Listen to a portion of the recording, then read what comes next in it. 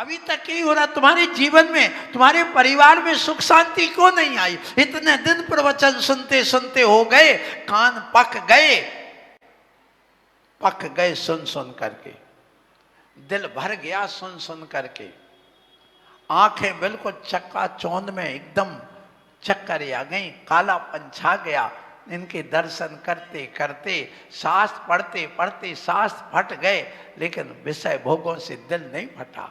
ध्यान रखना, कमर झुकाते झुकाते भगवान के चरणों में गर्दन झुकाते झुकाते झुक गई, लेकिन अहंकार नहीं झुका। और तुम्हारे ध्यान रखो, ये पानी छानते छानते कई छन्ने फट गए, लेकिन संसार के विषय भोगों से अभी दिल नहीं फटा है। ध्यान रखना, मूर्ति के अभिषेक करते करते मूर्ति घिस गई, कई मूर्तियां घिस गई, नाक कान गायब हो गया, लेकिन कर्म किसका घिसा? जरा विचार करना, मुझे बताइए। इन सब के पीछे हमारा लक्ष्य क्या था, उसको भूल गए। क्यों? क्योंकि हम अहंकार में, धन में, दौलत में जो 8 प्रकार के अहंकार करने के निमित्त थे, वे सब जैनियों को मिलते हैं। पूरे जैनियों के पास है अहंकार करने के निमित्त। क्यों? ज्ञानम, ज्ञान अहंकार का कारण। ज्ञान पाए को ना बोराई। तो सबसे ज्यादा ज्ञानी इस विश्व में यदि कोई है तो वो जैनी है। सबसे ज्यादा पढ़ी लिखी यदि विश्व की समाज है, 100% यदि शिक्षित समाज है सारे विश्व में, तो वो जैन समाज है। तो ज्ञान पाए को ना बोराई, तो ज्ञान है अहंकार, इसलिए तो सब एक थे। उसमें दरी पर बैठ नहीं पा रहे, एक साथ मिल नहीं पा रहे, एक साथ तो ये समस्याएं आ रही, क्योंकि ज्ञान अहंकार पैदा। पूजा माने प्रतिष्ठा हमारे अंदर भरी है, क्योंकि हमारे पास है वो योग्यता है, पूज्य हैं, सवर्ण हैं, हम अपने आप में महान कुल में जन्म लिया है, सब प्रकार के हमारे पास वो है योग्यताएं, इसलिए वो पूजा, ज्ञानम पूजा। कुलम, मेरा कुल उच्च कुल है, जन्म से अधिकार लेकर के, जन्म सिद्ध अधिकार है। जैन कुल में जन्म लेने वाले का कुल ऊंचा होता है, ये ध्यान रखना। तो उसकी वजह से मैं अच्छे कुल का मैं क्यों झुकूं?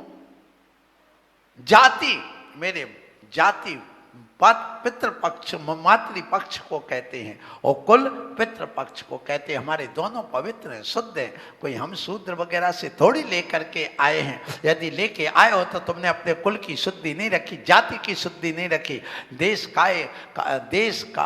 देश कुल जाई शुद्धा, ये जो कहा है, शुद्ध मनो, शुद्ध मन जिनका होता है, देश कुल जाति से शुद्ध होता है, वो उच्च कुलीन ऐसा आचार्य होता है। जो देश कुल जाति से शुद्ध नहीं है तो वो आचार्य नहीं बन सकता है, और ना ऐसे आचार्य को आहार दे सकता है, ये भी ध्यान रखना। इसलिए हमारे आचार्य इस बात का विशेष ध्यान रखते हैं कि हमारे परिणाम निर्मल बने रहें। इसलिए हमें ऐसे लोगों से आहार लेना है, अदवा तदवा लोगों से आहार नहीं लेते हैं। मन की शुद्धि, वचन की शुद्धि, काय की शुद्धि, आहार जल शुद्धि, क्षेत्र शुद्धि, काल शुद्धि, भाव शुद्धि, सब शुद्धि होना चाहिए।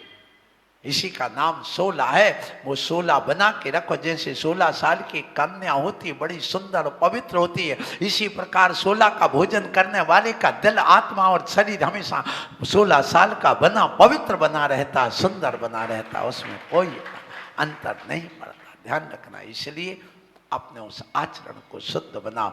यहाँ पर एक कहा जा रहा है, सो आप लोगों से बता रहा हूं कि जो अहंकार करने के जो कारण बनते हैं वो जैनियों के पास है। इसलिए हे जैनियों, ये आचार्य बार बार कहते कि आप अहंकार मत करना, देश का, कुल का, जाति का, अपने धर्म का। तो देश अपना जो कहे ना, कुलम जाति, बल, रिद्धि, तप और अपने जितना भी धन, वैभव, मकान आदि का अहंकार मत करो, क्योंकि ये अहंकार दम को घोंटने वाला है। इसलिए जो हमारे छुल्लक जी महाराज ने कहा कि भैया अहंकार मत करो, मैं भी कहता हूं, किस पर अहंकार कर रहे हो? अहंकार करके तुम्हें मिलेगा क्या?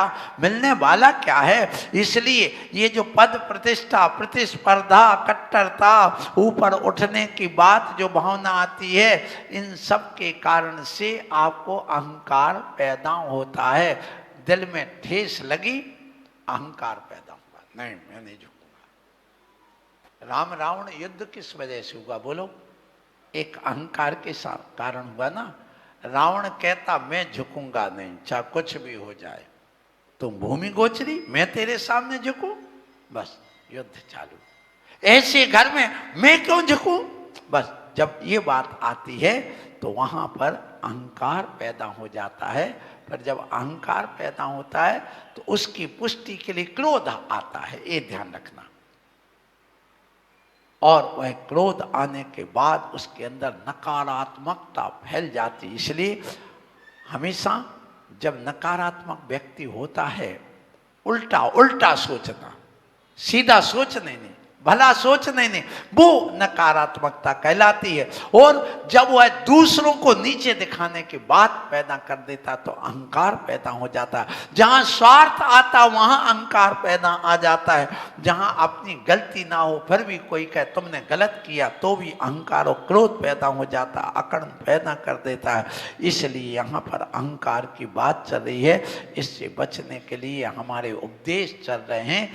अहंकार बता करके उससे बचाने की बात कर रही है। विनय मोक्षम द्वार, विनय मोक्ष का द्वार है, उसको स्वीकार करो, अकड़ो मत। क्यों? अकड़ता वही, अकड़ता कौन है और झुकता कौन है? तो ध्यान रखना, झुकता वही जिसमें जान है, अकड़ तो खास मुर्दे की पहचान है। कौन झुकता है बोलो? मुर्दे को झुकाना, हाथ ले जाते हो आप लोग।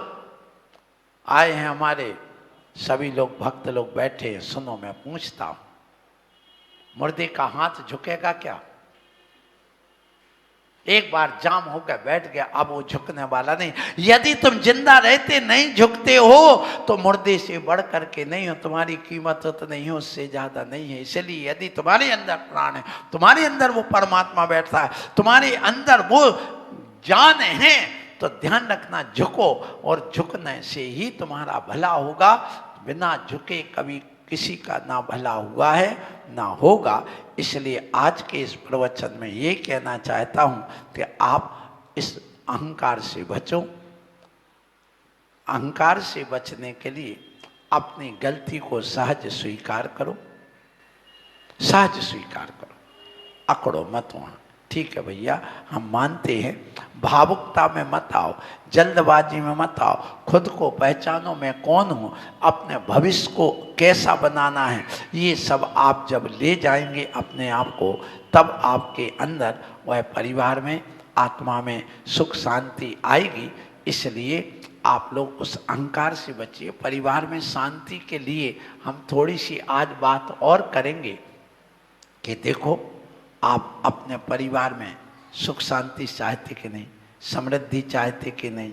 कबाड़ी बने बैठे हो, क्या कह रहा हूं, कबाड़ी बने बैठे। हम गए थे कल आहार करने, दुनिया का जितना दालुद्दुर था, जितने वेस्टेज था, चाहे वो मिलिट्री का हो, चाहे तुम्हारे कबाड़े के, और जो इकट्ठे कर करके मजदूर सब भर भर करके रख लिया।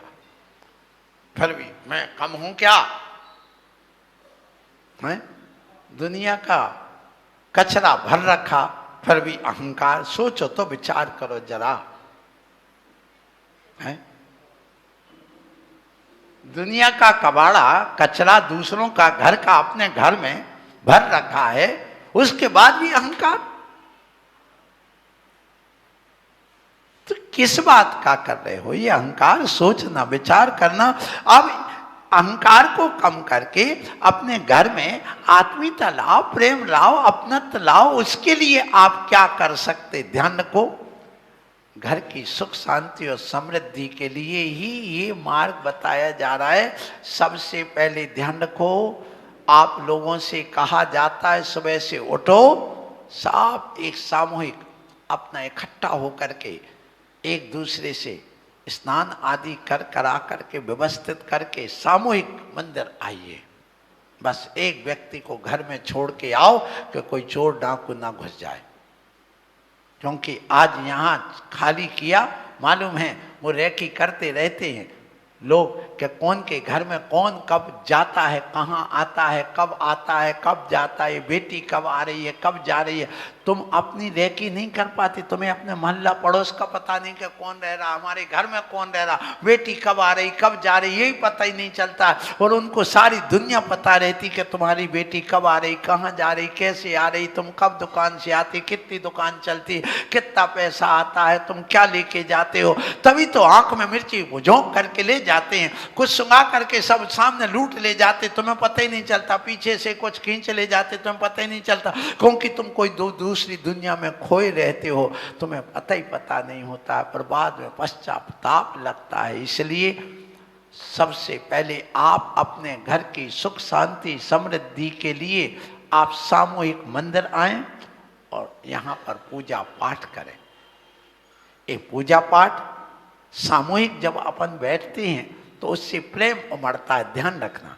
एक दूसरे से आत्मीयता आती है, भी ध्यान रखिए। इसलिए हमेशा जब आप एक साथ बैठ करके सामूहिक मंत्र जाप करते हैं बड़ा आनंद आता। घर जाओ तो घर में सुबह शाम में 24 घंटे में एक बार, कुछ नहीं, आप सामूहिक एक नमोकार मंत्र की जाप कर लो।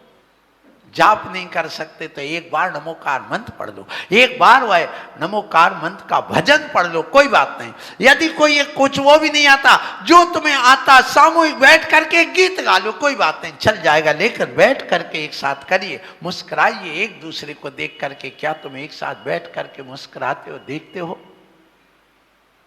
नहीं देख पाते। कौन सा घर है जहां पूरे सदस्य एक साथ मिल करके बैठ करके एक भजन गाते हो? बताओ, हाथ उठाना कोई घर नहीं। तो आत्मीयता कैसे बढ़ेगी, प्रेम कैसे बढ़ेगा? हम लोग सामूहिक स्वाध्याय क्यों करते, सामूहिक भक्ति पाठ क्यों करते? इससे आत्मीयता आती, मन का मेल निकलता है, दिल की बात आती है, एक दूसरे से जुड़ाव होता है। ध्यान रखना, आजकल बच्चों को महफिल में अच्छा क्यों लगता, बताइए? अपने घर को महफिल बनाओ, महफिल में जाने की जरूरत नहीं है। और जिस घर में संयुक्त परिवार होता है उसका घर महफिल की तरह होता, क्लब की तरह होता है, उसके घर में अपने आप एक आनंद होता, प्रतिदिन महोत्सव होता है। ध्यान रखना, जिस घर में अकेला एकल परिवार होता उस घर में हमेशा मातम छाया रहता है। और जिस घर में दादा हो, दादी हो, बेटा हो, बेटी हो, पत्नी हो, चाचा हो, चाची हो, भतीजा हो, भतीजी हो, उसी घर में नाती पोते हो। और जब 10-20 लोग रहते हैं तो रोज को वहां बेटा कहता एक के हमें ये बनाओ, नाती कहता मुझे ये बनाओ, दादा हमें ये दो, वो वहां से आता, वो वहां से आता, वो मजाक करता, वो अपनी बात करता। तो घर में हमेशा महोत्सव बना रहता है। वहां कभी ऐसा नहीं लगता कि महोत्सव नहीं। जैसे तुम्हारे घर में शादी में सारे रिश्ते इकट्ठे होते कितना आनंद आता, ऐसे संयुक्त परिवार में हमेशा आनंद बना रहता। क्या तुम्हारा संयुक्त परिवार है? नहीं है। एकल परिवार की बात करने वालों सुन लो, तुम अपने जीवन में कैसे शांति प्राप्त कर पाओगे?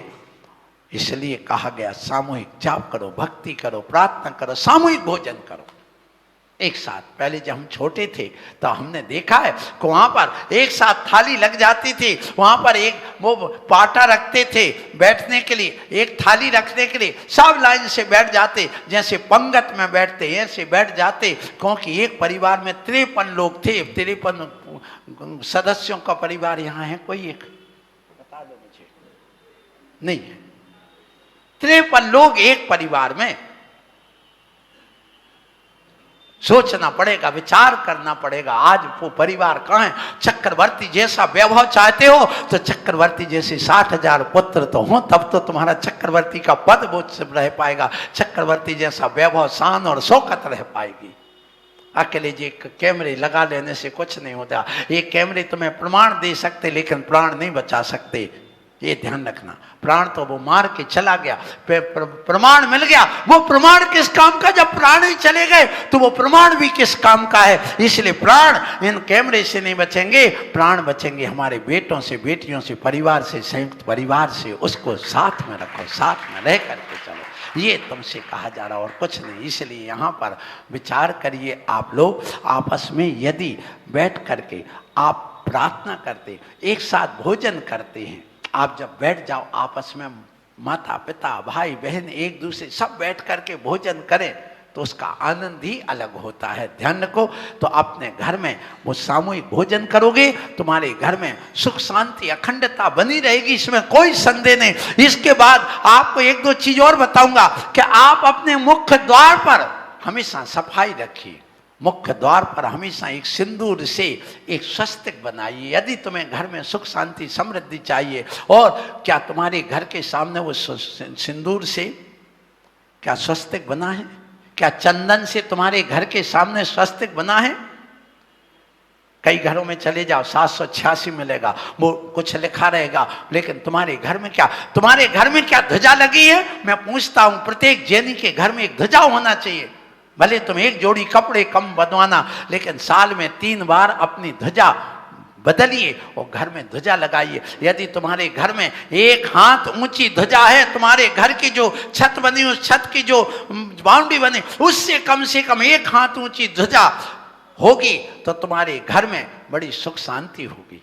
2 हाथ दी होगी तो सुख शांति समृद्धि और मान सम्मान प्रतिष्ठा बढ़ेगी। और यदि 3 हाथ होगी तो तुम्हारे कुल पुत्र भी निरोगी और सब परिवार में निरोगता आएगी, सुख शांति समृद्धि आएगी, और तुम्हारे धन वैभव भी बढ़ेगा और पद प्रतिष्ठा बढ़ेगी। और यदि 5 हाथ ध्वजा होगी तो तुम देश के पूरे नेता बन करके तुम्हारे अनुसार पूरा घर चलेगा। तुम्हारे घर में भूत पिशाच नहीं आएंगे। जिनके घर में या जिन मंदिरों में ध्वजा नहीं होती, उनके घरों में भूत पिशाच नकारात्मक ऊर्जा आ ही जाती है। ये लिख करके रख लो, आप करके देख लेना। और यदि तुम्हारे घर में ये समस्या है तो आप लगाइए, ध्वजा लगाइए अपने घर में। कौन नहीं लगाते? इतनी गरीबी आ गई कि तुम्हारे घर में एक ध्वजा के लिए 100-200 रुपया नहीं है।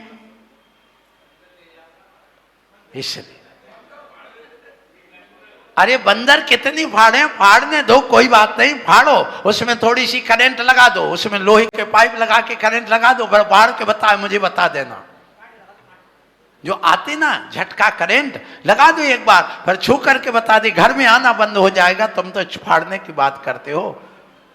इसलिए झटका करंट तो जानते हो ना, खेतों में लगाते हैं बच्चे लोग। वहां पर मैंने कहा, मुझे भी लग चुका एक बार, जब मैं वहाँ गया था, कहाँ, ये बद्रीनाथ। तो ये रेलवे स्टेशन के बाजू से उसके जो अपने हरिद्वार के आगे और ऋषिकेश जा रहा था, तो वहाँ मैंने सोचा सोच चला जाऊँ, तो मुझे ध्यान नहीं रखा, थोड़े से वो वायर लगा था, तो वो टच हो गया मेरा, तो एकदम झटका लगा, मैं पीछे हट गया। तो मतलब ये है कि आप बंदर की वजह से आप समझते हैं, मैं मालूम है बंदर यूं पकड़ पकड़ के हिलाता, उसको मजा आता है। और यहाँ के तो आदमी तो अब क्या कहें, बहुत समझदार हैं, कहने की जरूरत नहीं है। पकड़ पकड़ के हिलाने वाले यहाँ भी बहुत है, क्योंकि बंदरों की संगति में रहते हैं, तो उनके कुछ ना कुछ तो लक्षण होंगे। क्योंकि अमृत धारा तो उसको अच्छी लगती नहीं। कभी भी बंदर खट्टा नहीं खाता, हमेशा मीठा खाता है। आप संतरा रख दोगे नहीं खाएगा, नींबू रख दोगे छुएगा, कच्चा होगा नहीं छुएगा, पका आम ही चाहिए उसके लिए। इसलिए मेरा आपसे विषय से विषयांतर हो रहा है। मैं जो कहना चाहता हूं कि आप अपने घर में एक स्वस्तिक बनाइए, शुभ लाभ लिखिए। क्या आप घर में लिखते हो? शुभ लाभ लिखना चाहिए। ये मांगलिक पद है, श्री लिखना चाहिए। ये श्री अपने आप में आप एक मांगलिक हमारा बीजाक्षर है। ओम अपने आप में मांगलिक बीजाक्षर है। आप अपने द्वार के ऊपर कभी घड़ी नहीं टांगना। जैसे जो दरवाजा होता, जो घड़ी टांगता है द्वार के ऊपर बीचों बीच, उसके घर में हमेशा मौत खतराती रहती, माने घंटी बजाती रहती है, उसके घर में दुर्घटनाएं होने की संभावना होती। तो उसके ऊपर फोटो तो लगाना चाहिए भगवान की, नमोकार मंत्र आदि की, लेकिन घड़ी कभी नहीं टांगना चाहिए। ध्यान रखना।